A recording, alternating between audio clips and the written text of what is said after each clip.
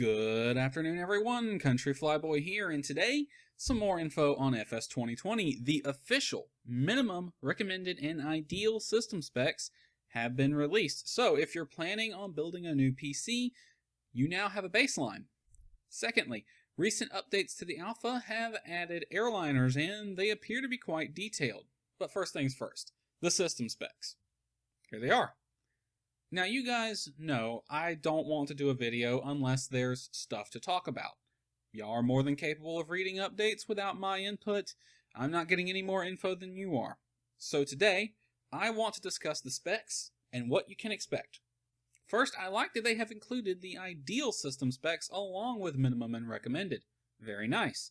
However, I wish they would have included what these various specs can get you, e.g., what max resolution and or setting you can expect to run on and still get 60 FPS. We can infer some things from the spec info. The ideal specs list a 32GB RAM requirement, and there's only one reason why any game would have a RAM requirement like that. So, I'm just guessing here. I think the minimum specs would be for a 1080p resolution. Recommended could probably get you 2560, and ideal would probably be for the ultra high def. Holy shit, people. Overall, I believe these specs are actually lower than what people were expecting. Surprisingly, even my aging rig could feasibly run this, though an upgrade would not go amiss. Let's talk about what's probably the most limiting requirement for a lot of people. The bandwidth requirement. Presumably, this is what you need if you want to run the data streaming. We know the game will have adaptive streaming, and will most likely include settings to fine-tune this to your liking and capability. The requirements are 5 megabits minimum, 50 ideally. At 50 megabits per second, you could see a single 1-hour flight stream over 20 gigs of data in. This is assuming a constant data rate. In reality, the rate will probably vary a lot. Still, this is something to keep in mind. You're probably going to want to be able to have between a 10 and 30 megabit per second speed for a slower aircraft, 30 to 40 for something faster. Connections will fluctuate, but I think as long as you can muster no less than 15 most of the time, you should be fine for the most part, but don't expect ultra high D textures on the streaming on that. You'll be needing at least 30 megabits for those. Those of you with data caps, I'm sorry. But there's more fun to be had. This game is supposed to be on Xbox as well. Now, I know they said it would be for the Xbox One X, but that console is end of life now. The Series X is supposed to come out at the end of the year. Series X, gods, they should have just stuck with the Scarlet name. That one was much better. I think it would be best for FS2020 to be on the new one rather than the old one. But where do the consoles fall on the spec chart? Here's a little diagram I made. It shows the minimum, recommended, and ideal specs listed for FS2020 alongside the specs for the Xbox One X and the Series X. I also went ahead and added the estimated resolution you could run along with the minimum price for a PC matching that build. The arrows show where the two Xbox systems fall. For reference, the One X falls between minimum and recommended specs, and the Series X roughly falls between recommended and ideal, though it actually leans more towards ideal. Keep in mind that with consoles, the specs matter less. Since the developer knows the exact hardware a console has, they can tailor and optimize the game to those exact specs. Both the consoles use custom-made CPUs and GPUs, that's why their speed and flops are shown instead. To put it in layman's terms, the One X has a graphics card roughly equivalent to a GTX 1060, and the Series X is roughly equivalent to an RTX 2080 Super. Reminder that the Series X is the new one set to come out at the end of the year. I told you that name was bad. The Xbox One X can already use keyboard and mouse controls. The Xbox is known to have good adaptive controller support compared to other consoles, so I actually think this game will be completely playable on an Xbox One X, or even especially on the Series X. Throw in that Xbox does the Play Anywhere thing, where you only have to buy the game once and you get it on the PC and Xbox, and consider the fact that it's going to be on Game Pass, I foresee an increase in the number of flight sim users and more people playing it from their living rooms. With the way multiplayer is set up, I wonder if we can see some cross-platform support. It seems that the new flight sim will be perfectly playable on a console. It may not be the ideal way to play it, but it is doable. Now for prices. If you're building a PC, then the minimum price shown in my diagram is only for the hardware shown. No case, no aftermarket cooler, or anything like that. Think of it as the price you're going to pay for the required hardware. The price is shown and calculated using the lowest prices I found for the most similar parts that met or exceeded the specified minimums. High quality parts too. For example, I could not find a 150GB SSD, so I substituted a 250GB one. In the case of the minimum spec build, I used the less than $500 figure because I don't think you can even buy a GTX 770 anymore. My recommendation is build for ideal, or an ideal/recommended mix if you're on a budget. Most PC parts are relatively cheap. The CPU and GPU are going to be the most expensive, followed by the motherboard and memory. Storage can get pricey, but it's usually pretty cheap depending on the amount and type you go with. I'd say start buying parts when we know the release date. A closed beta has already been announced, so I would expect a release date announcement around the time the beta starts or soon after.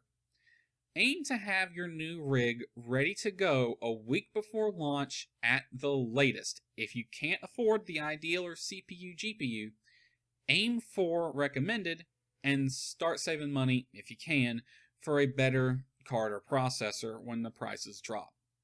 If you can't afford to build at least a recommended spec PC, my recommendation is for the console release. I doubt the console port will take too long to complete. Put some money towards a joystick if you can, make sure it's Xbox compatible, or you could make do with what you got if you really want it now. We don't know the price of the Xbox Series X yet, but it will most certainly be cheaper than an ideal spec PC build. One last thing. I want to compare FS2020's and its specs to the other sims. Here I have the recommended specs for FS2020 along with X-Plane 11, P3D V5, Aerofly, and Deadstick. Fsx Steam Edition specs are present too, so we can see what real progress looks like. With most other sims, the specs shown from official sources were more vague than I would like, often not showing a particular maker model of hardware in favor of a number showing the hardware's power.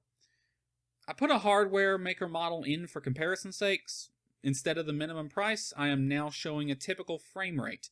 This number was derived from reading comments made by users with the typical FPS they get. Note that this is the comments, and they often don't specify hardware, settings, or add-ons used. So take it with a grain of salt. It's more of a guideline, not actual fact. And of course, I'm showing the purchase price of the game as well, because the price does matter. As we can see, most of the other sims are roughly the same, having similar memory and storage requirements. P3D requires slightly stronger CPU and GPUs, which is no surprise given it just came out. I don't know why X-Plane needs 75 gigs of storage when most of the world looks identical and there's a severe lack of landmarks. I also don't know why the Steam version had a larger storage requirement, which is why there's a different number presented there. Keep in mind that, with the exception of Aerofly and Deadstick, the other sims were often unoptimized messes, and they only recently started getting acceptable performance levels. It's kind of funny, actually. FS2020 gets announced, and suddenly P3D is getting a better weather engine, and X-Plane gets its long-awaited Vulkan update. I guess they saw the gas-soaked charcoal under their asses and Microsoft walking towards them with a blowtorch, and they put two and two together.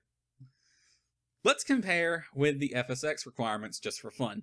Note all other sims only required about 10 gigs more storage than Fsx, which goes to show just how little has changed in 15 years. Only X-Plane and FS2020 have significantly higher storage needs. FS2020 needs 150 gigs, which sounds like a lot until you remember that most high-fidelity games are like that. Red Dead 2 also needed 150 gigabytes.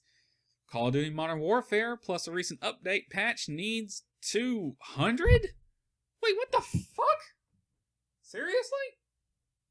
I can see why FS2020 and RDR2 need 150 gigs, but 200 for Modern Warfare? Is Activision fucking high? That's basically all I have for the FS2020 stuff, but I kind of want this video to be longer, so screw it. Impromptu FS news video. Before the specs came out, Microsoft released an update to the alpha and a changelog that was 25% updates and 75% advertising. What I mean by that is the changelog could also be read as a "this is what our default planes will have" note sheet. The update added the A320neo as a flyable aircraft, although at this point it seems to be a basic one. But basic in this sense is just subpar of what most add-ons available for Fsx and Prepare to have. Seriously, look at this list of known issues. It can also be taken as a list of things we plan on adding/fixing before launch day. Presumably the 747 and CJ4 will be just as detailed. Ain't no one gonna be needing an A320 add-on anymore, that's for sure. The timing was great too. P3D V5 gets announced, the Vulkan update comes to X-Plane 11, and here's Microsoft reminding everyone what's on the horizon. That could not have worked out better if they had planned it. In Dying Games news, P3D V5 was announced with the shittiest trailer I have ever seen, and launched with absolutely no fanfare. God, seriously, that trailer was bad. It actually made P3D V5 look worse than it is. The screenshots I've seen from people show that V5 actually looks quite good. But the trailer made it look worse than it really is. It looked like something the dev team shat out on a Friday afternoon when they wanted to knock off work early. Now, I don't want to say this time around no one's giving a flying fuck, but it's certainly clear that very few cared about this at all. There's not nearly as much user screenshots or discussion about V5 going on as there was with the other P3D versions. Gee, I wonder why. With V5, P3D has cemented themselves as the dead and damned flight sim. Just more of the same.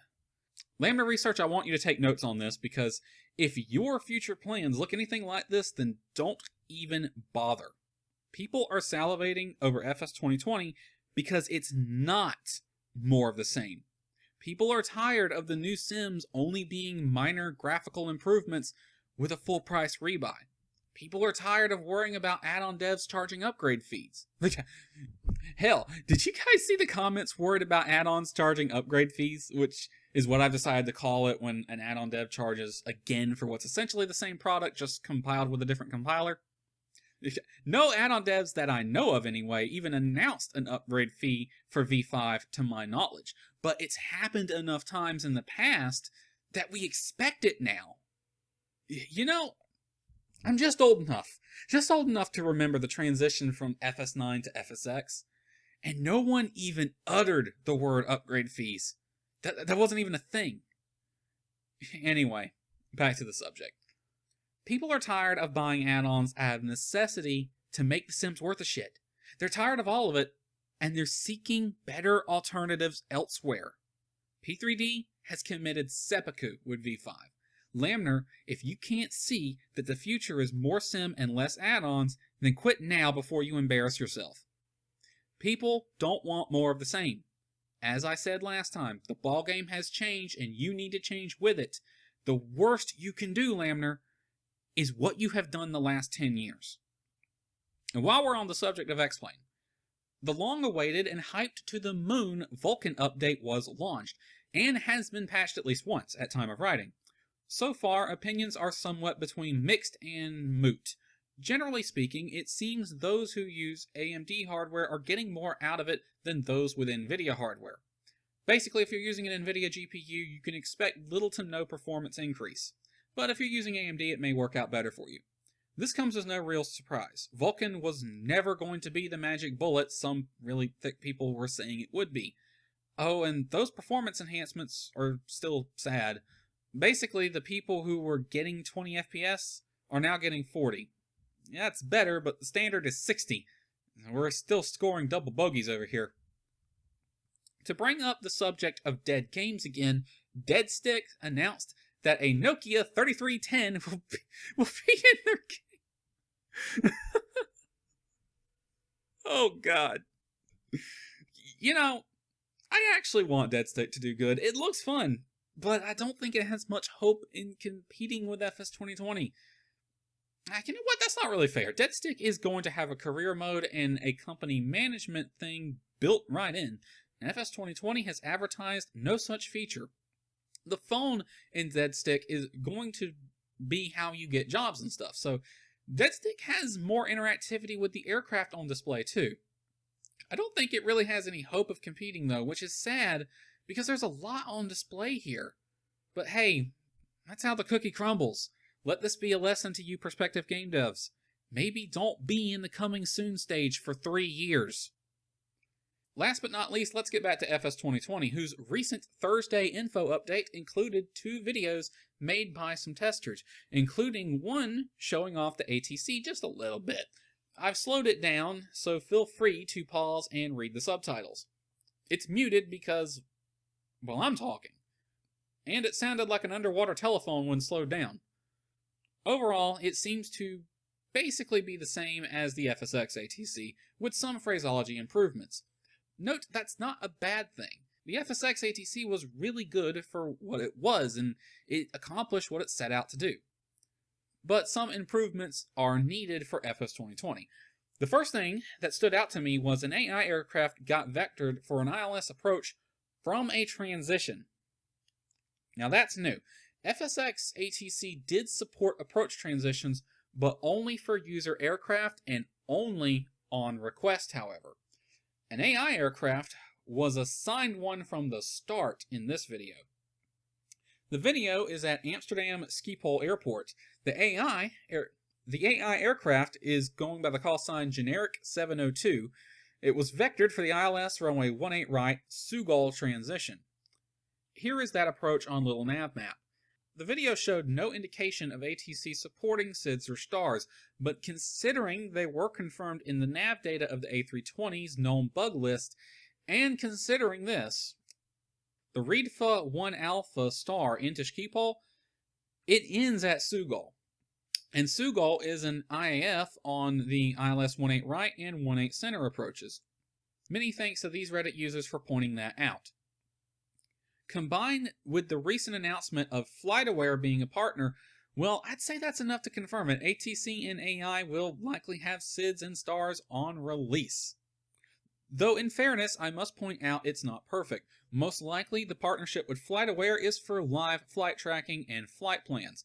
The aircraft will depart the gates heading for the correct airport with the correct call sign and fly the filed route, just like the real world ones, but would still be controlled by the built-in AI ATC engine. It won't be a one-to-one recreation based on ADS-B data, which honestly is better and easier to implement.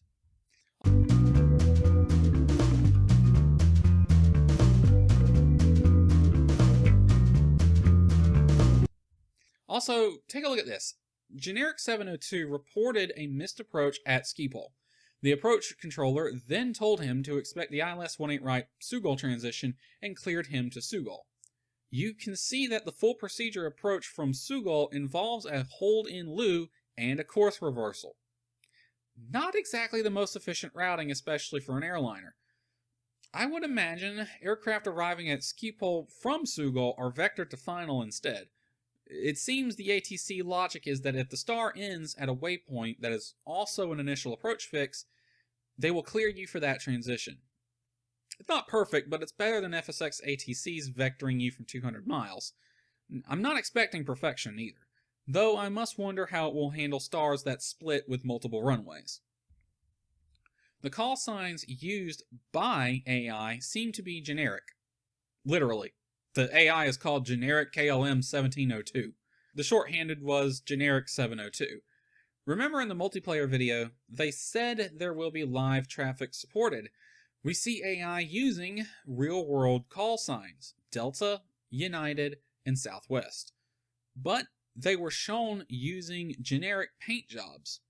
This leads me to say there probably will be real-world airlines included at launch, at least some of them. Most likely the only reason it hasn't been confirmed by Microsoft or Asobo is probably due to licensing talks. Those can often take a while. If I recall correctly, SCS, the developers of American and Euro Truck simulators, they said they had to talk with and get approval from 3 different companies to license Kenworth trucks for their games. That's just a little taste of how convoluted licensing talks can get. Though Microsoft probably has more clout than SCS does, but I imagine there is something missing from their negotiations that will make the talks easier in the future, and that's a successful game. When this thing comes out, it might not have everything, may not have every airliner, but once it's proven successful, I think there probably will get more added, more will be to come. I expect we'll hear more about the ATC in the upcoming IFR showcase. And that's pretty much all I have for you, so hope you enjoyed it, and have a good day, everyone.